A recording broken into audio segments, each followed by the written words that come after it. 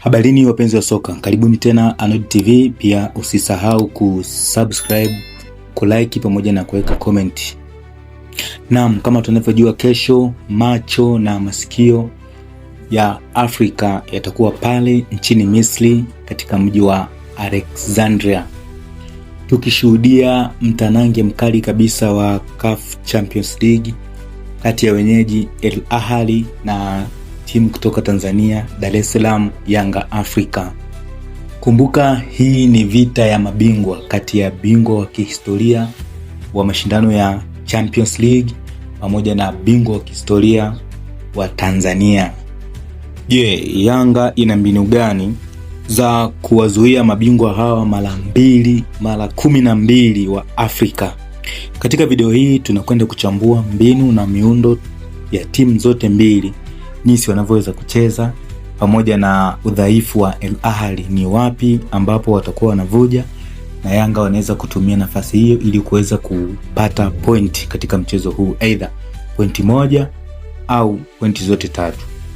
Basi bila kupoteza muda, acha tuanze katika uchambuzi huu ambao tumekuandalia leo. Manake tumeweza kugawanya katika sehemu kuu tatu, ambapo sehemu ya kwanza tutaangalia Yanga kiufundi wao wanachezaji, lakini sehemu ya pili tutaangalia Al Ahly chini ya kocha wao mpya JS Club wao wanacheza vipi, lakini sehemu ya tatu tutaangalia kwa pamoja maeneo muhimu ambayo yanaweza miongoni mwa timu ambayo inacheza sana soka la kisasa, soka la positioning pamoja na counter plays. Tukiwaangalia Yanga kipindi cha kushambulia, attacking phase, mara nyingi timu ya Yanga imekuwa ikitumia mfumo wa 4-2-3-1 ambayo inageuka na kuwa 3-2-5, ambapo beki mmoja wa pembeni hupanda juu kabisa na kuwa winga, huku beki mwingine wa pembeni akibaki kusaidiana na mabeki wa kati, ambapo sasa hapa wanakuja kutengeneza back 3. Pia Yanga tukiwaangalia kwenye upande wa build up, Yanga ya sasa hivi wanafanya build up kuanzia nyuma, build up from the back, ambapo viungo wa kabaji double pivot wao hushuka chini kabisa kuchukua mipira. Lengo ni kuwavuta wapinzani waje juu, kisha wapige pasi ndefu kwa usahihi, long diagonal balls kuelekea kwa mawinga wake wenye kasi kama vile Alan Okello au Pacome Zizu. Na hapa Yanga wana silaha yao katika kushambulia, ambapo sasa hivi Yanga wamekuwa wakifanya mashambulizi ya kushtukiza, high speed transition. Yanga ya kocha Gonsalves ina kasi kubwa sana, hasa ikisha kupokonya mpira katika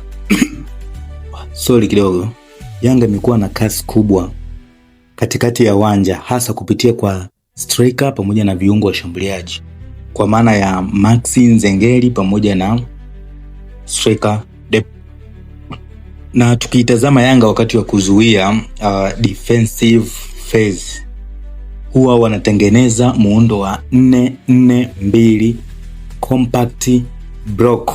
Yanga wamekuwa na watu wengi katikati ya kiwanja kwenye mid block, na hii ni ili kuzuia mpinzani asipitishe mipira katikati ya kiwanja. Yanga ya kocha wa mpira Goncalves imekuwa na mbinu ya kutumia zone marking.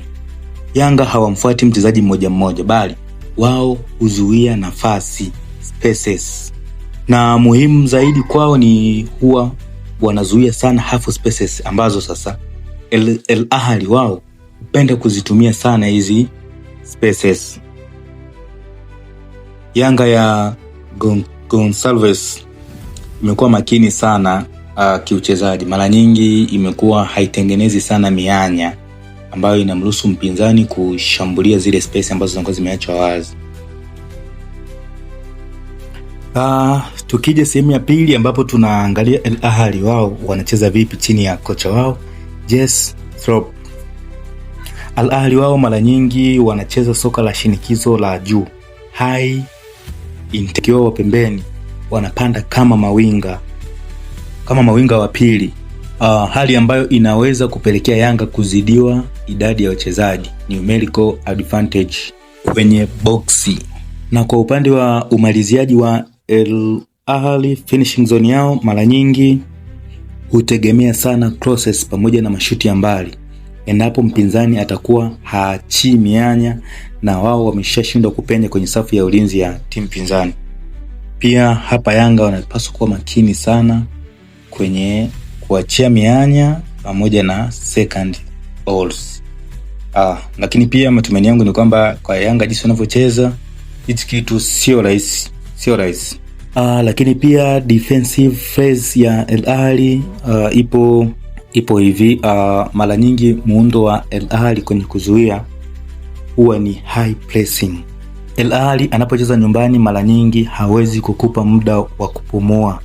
Wanashambulia sana mara tu wanapopoteza mpira, counter press.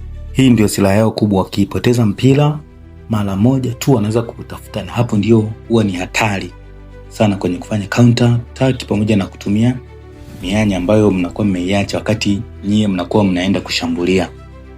Lakini pia Al Ahly ana udhaifu ambapo timu ya Yanga wakifanikiwa kutumia vizuri wanaweza kupata bao ambalo unaweza kupata sare au unaweza kupata ushindi. Udhaifu huo ni huwa Al Ahly anapokuwa anacheza nyumbani mara nyingi huwa anatamani kushinda sana, hasa kwenye hizi game kubwa. Hivyo mara nyingi huwa wanashambulia sana, tena kwa kuipeleka timu ya Yanga watakuwa kwenye wakati mgumu. Lakini pia bato ya pili ni kuzuia mawinga wa Al Ahly. Mabeki hasa wa pembeni wa Yanga wanapaswa kuwa na nidhamu wakati wa kupandisha mashambulizi. Wakipanda bila mpangilio, Al Ahly wanaweza kuitumia hiyo nafasi kwenye kushambulia, nafasi ambayo inaachwa pembeni, space behind the fullbacks. Kwa Al Ahly mawinga wao ni hatari sana kama kuna space pembeni.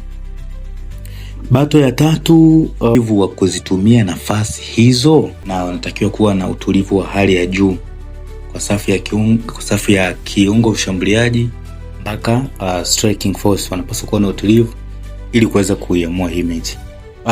Mimi binafsi sioni kabisa Yanga akifungwa kwenye mchezo huu, kwa sababu karibu maeneo yote ambayo tumeyagusia kiufundi Yanga ameonekana kuwa vizuri sana, hasa toka ujio wa huyu kocha